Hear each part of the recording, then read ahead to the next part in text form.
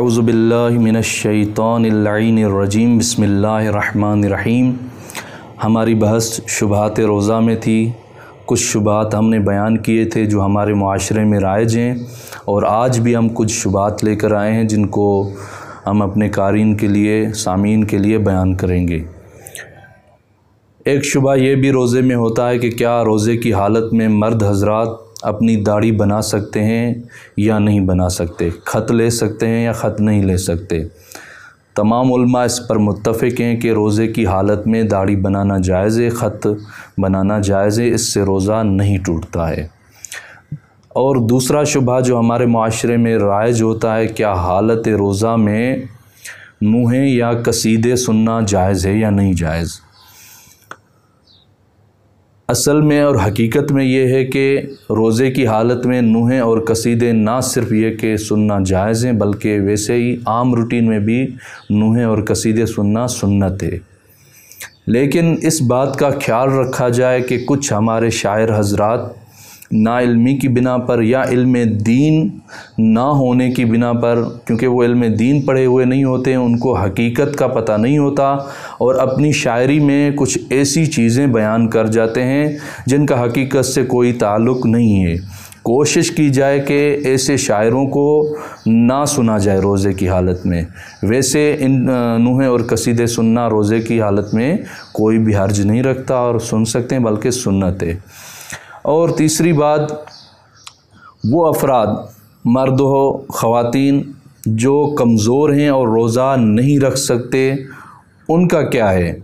उनके लिए दो सूरतें हैं। एक ये कि जो मर्दो हज़रात बीमार हैं या कमज़ोर हैं, कमज़ोरी की वजह से रोज़ा नहीं रख सकते, उनके लिए दो सूरतें हैं। एक ये कि उनकी बीमारी ऐसी बीमारी है जो हमेशा वाली नहीं है, शायद वो माह रमज़ान के बाद ठीक हो जाए। जैसे माह रमज़ान में कोई शख्स पहली तारीख़ों में ठीक होता है, रोज़ा रख रहा होता है, कुछ दिनों के बाद मरीज़ हो जाता है और फिर माह रमज़ान के बाद वो ठीक हो जाएगा। जैसे आम रूटीन में कोई बंदा मरीज़ होता है, ऐसे शख्स के लिए वो रोज़ा नहीं रख रहा तो माह रमज़ान के बाद सिर्फ़ उसकी क़ज़ा वाजिब है, उसको कफ़ारा या फ़िदिया नहीं देना होगा। और दूसरी सूरत इस मसले में ये है कि मर्ज़ ऐसा है, मरीज़ी ऐसी है कि जो हमेशा वाली है और दायमी है। जैसे शुगर की बीमारी है, या ऐसा मरीज़ है जो माह रमज़ान के बाद ठीक नहीं होना है, उसके लिए क्या है। उसके लिए उलमा बयान फरमाते हैं कि उसके लिए माह रमज़ान के रोज़े की क़ज़ा वाजिब नहीं है, लेकिन वो हर रोज़े के बदले में 3 पाव खुराक गंदम या गेहूँ, जो भी खुराक माशरे में खाई जाती है, इस्तेमाल होती है, वो उसका देना ज़रूरी है। वो किसी मिस्कीन को, फ़कीर को हर रोज़े के बदले में 3 पाव देगा। और इसके लिए ये फ़ितरा जैसे माह रमज़ान का निकाला जाता है, उसके लिए शर्त है कि वो चाँद रात में निकाला जाए। ईद की जो रात होती है उसी में निकाला जाता है। इस फ़िदिये में ये ज़रूरी नहीं है कि उसको चाँद रात तक मौखर किया जाए।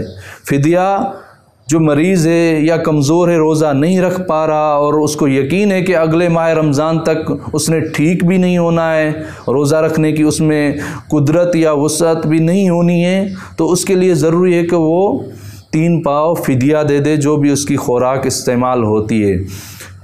उसके लिए ये ज़रूरी नहीं है कि उसको तूल दे फ़ितरे को कि भाई माह रमज़ान ख़त्म हो, चांद रात में उसको दिया जाए। वो हर रोज़ के बदले में हर रोज़ का फ़िदिया किसी मिस्कीन को, किसी फ़कीर को दे सकता है। वस्सलामु अलैकुम व रहमतुल्लाहि व बरकातुहू।